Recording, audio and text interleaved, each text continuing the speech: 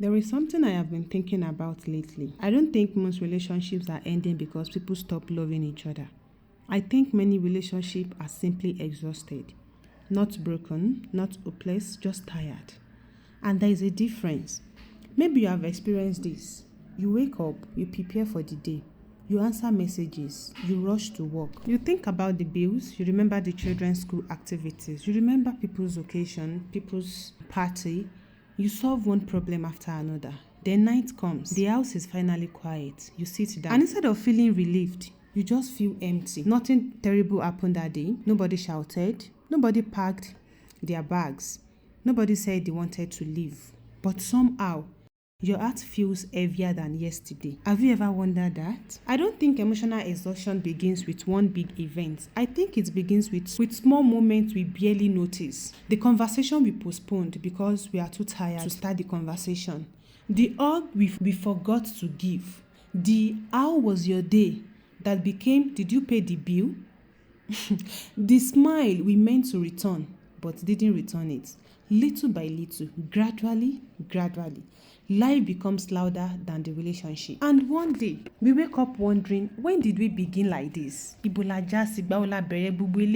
the biggest lies we believe is that love is enough. Love matters, actually, yes, love does. But love without attention slowly becomes neglected. Think about the plant. You don't stop loving the plant, you simply become busy. You forget to water it every day. The sunlight changes. Days become weeks. Then one morning you notice the leaves are falling. The plant didn't die overnight. It was slowly neglected. Relationships can feel the same way. I often imagine two people sitting in the same living room. The first one, which is the husband, is scrolling through his phone. The wife watching television. Neither of them is angry. Neither of them wants to argue. They are simply tired. And sometimes, tired people stop reaching for each other. Because when you are tired, you don't have anything to say. You just keep staring at each other. It is not that you don't care. You actually care. But because they have nothing left to give. That's one of the saddest realities of emotional exhaustion. It can make loving people look emotionally distant. It can make them look distant from one another. I also think we misunderstood silence. We assume silence means peace. Like, I don't want to talk, I don't want to argue so that peace can reign. My dear, sometimes silence means I don't know how to explain what I am feeling anymore. Sometimes silence means I have explained this before. I don't need to explain it again. Sometimes silence also means I'm afraid this conversation will become another argument and lead to something you don't want. And sometimes silence simply means I'm tired. That is it. We often ask, why don't we talk like we used to do before? Like, why don't we talk the way we started? Why is everything changing? Maybe that is the wrong question. Maybe the better question is, when did life become so loud that we stopped hearing each other? Because communication doesn't usually disappear. It gets replaced by responsibilities, by deadlines, by routines, by survival. The relationship slowly begins living on whatever energy is left over. That is what the relationship starts to live on. And somehow, there is nothing much left. So the relationship is not building on anything. It's not living on anything else because nothing is left. Here is something I wish more people understood. The person beside you may not need another solution. They may just need somewhere safe to put down everything they have been carrying. Not advice, not correction, not judgment. Just a place to breathe in and out. Sometimes the greatest gift we can actually give another person is our full attention. That is all it needs. Not while checking our phones.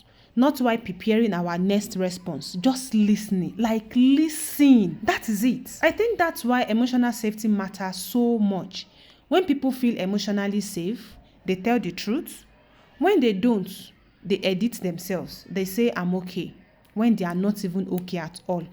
They say it doesn't matter when it really does. They say forget it. When they were open, someone will ask again. Maybe that is why some of the loneliest people aren't single. The people that are lonely in this life, they are not the single people. They are simply carrying thoughts they have stopped sharing. Not because they don't trust the people they love, but because somewhere along the way, they stop believing that they will get understood. If today's conversation feels familiar, please Don't live thinking your relationship is hopeless. Emotional exhaustion is not always the end of a relationship. Sometimes it's an invitation to slow down, to become curious again, to ask questions you haven't asked in a long time. Questions like, what has this season been like for you? What is really happening with you? What have I not noticed? How is your heart really doing? Sometimes, to me, it really doesn't begin with fixing everything. It begins with one honest conversation, one quiet evening, one person choosing to listen a little longer than usual. I want to leave you with one question, and I want you to answer it sincerely. When was the last time the person you love felt completely safe to tell you what was really on their heart? Not the polite answer, the real one. Maybe that is the conversation waiting for you this week. Okay? Yeah. So I am Maryam Akano-Lawal, founder of HeartTalkWithMaryam, a media platform creating emotional intelligent conversations about relationships, marriage, parenting, and healing. If this conversation helped you put words to something you have been feeling, I would love to hear from you. And also, I would love you to subscribe and join this community. Every Sunday, we will slowly bring down together the conversation many people are thinking about, but few are saying out loud. Because healing begins where honest conversation lives. This is Our Talk with Maryam. See you next Sunday.